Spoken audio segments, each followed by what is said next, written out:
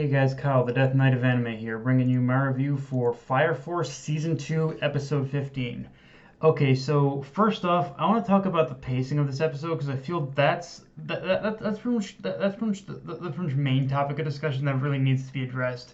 Because right from the beginning until all the way to the end of the episode, the pacing was non-stop, and there was never like a pretty much slow moment in this episode. There was always something going on, always something new that was being thrown at us in the moment, and not just from one side but multiple, if not every side of this, like something that was being thrown at the eighth at every turn, which was leaving very little room for basically our heroes to maneuver. And honestly, what I just described, it doesn't sound like too much of a change from previous episodes that we've gotten. But if you look at other episodes up this point, they have interspliced these fast-paced moments with slower and more subtle build-up.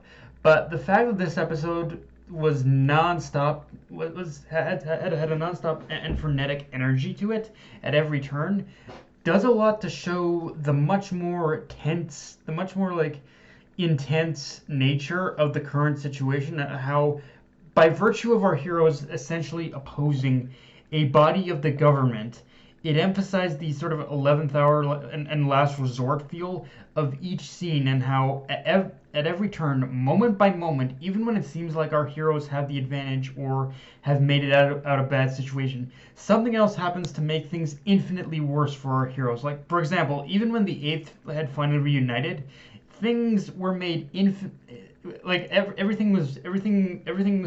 had this, everything was so frenetic, and everything was all kind of building up to all this insanity was all culminating in the buildup of the eighth kind of reuniting with each other. But the thing is, even after the eighth reunited, and you think, okay, they're pretty much all together, everything is going to come up gravy, everything is going to go much better now. Nope. They pretty much throw another bombshell at us that immediately after the eighth reunites, they end up getting the White-Clad pretty much decide to throw their hand into the ring as well. So at that point, now we pretty much have the Hajime Corporation. We have we have the Fire Force, the eighth, the Special Fire Force 8th, and we got the White-Clad all coming at each other. Like, just in this this whole episode alone was just intense moment after intense moment after intense moment. It never gave you a time to breathe, and honestly, I kind of love it for that. I love that this episode, it didn't give us a time to breathe. There was always something going on. There's always something just kind of just throwing itself at us, just saying, okay, yeah, we're not going to give you a time to breathe. You are going to experience just how stacked the odds are going to be against our heroes. And yeah, I love it for that.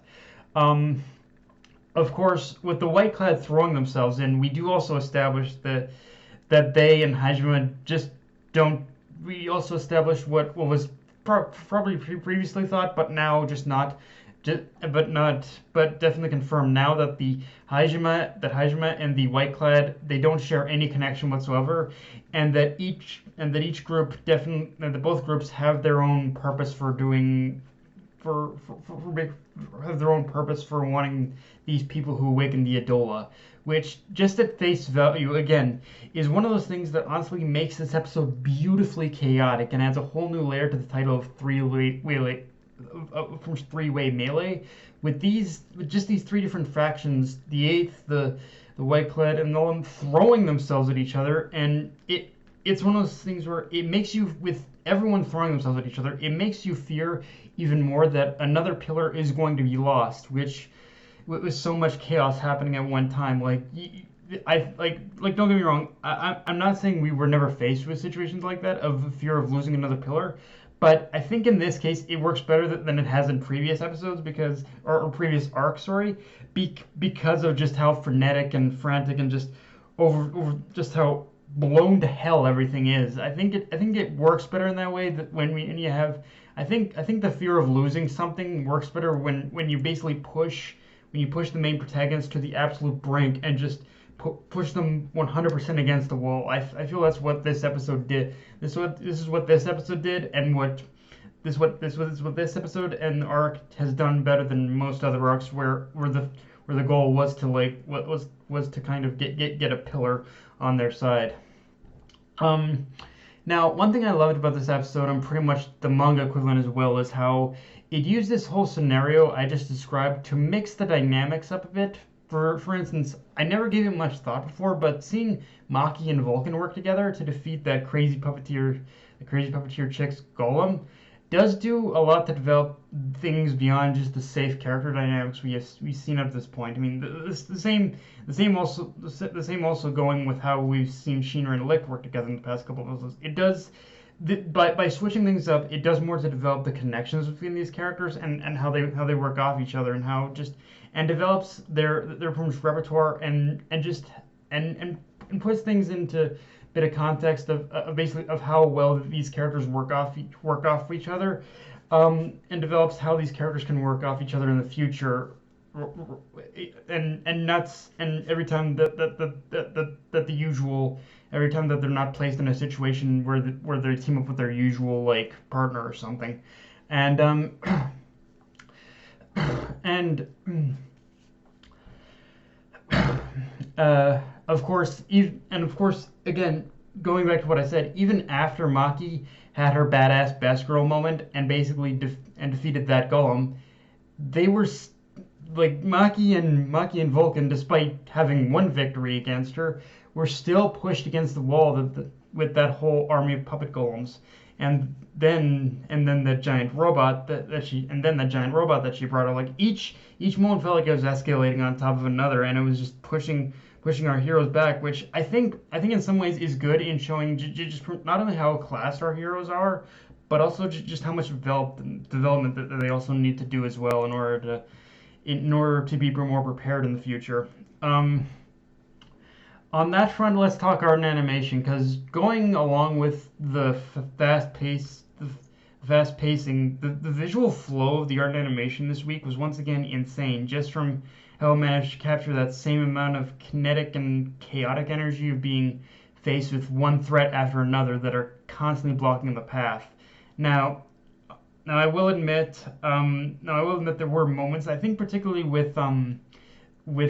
there were particular moments, particularly with I think Shinra and Licht, where they were running, maybe for example, where it wasn't as good, but overall it was really good. Now on the flip side, I can also see how this same kind of visual flow with the art animation can make the episode difficult to keep up with. But honestly, I think they did do kind of a bit of slightly even better job at keeping things organized and weirdly less chaotic than the manga. And honestly, just in this area alone, I have to give them bonus points. I have to give David Production bonus points for dedicating an entire sequence to seeing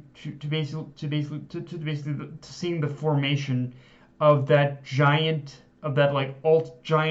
ultimate golem that was constructed and basically came to basically the puppet girl's aid. Like just seeing it being constructed before it arrives, just the art animation, just the sequence of art and animation in that sequence was amazing.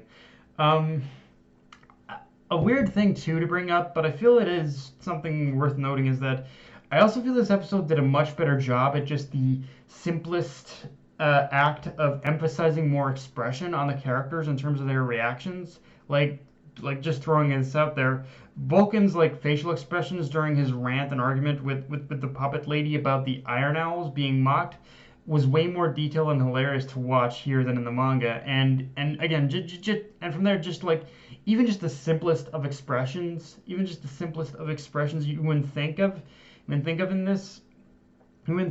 too much in this episode, I feel were much more emphasized in the anime than they were in the manga. Like again, there's a lot about in this season that there's definitely a lot that I think the anime is doing better than the manga, but it is, I think, within these more simplistic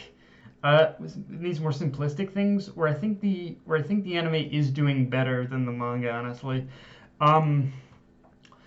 And yeah, picking up from last week's episode, I like how this was the episode that finally brought Licht full circle, and how everything he's been feeling and all his conflicting emotions, and just weighing his options about what he wants to do, and all his thoughts, like finally result in him realizing that yeah, his true allegiance is an organization that, and his true allegiances and the organization he's most loyal to is the Eighth, even if he's been tricking himself into believing that he's not loyal to anyone.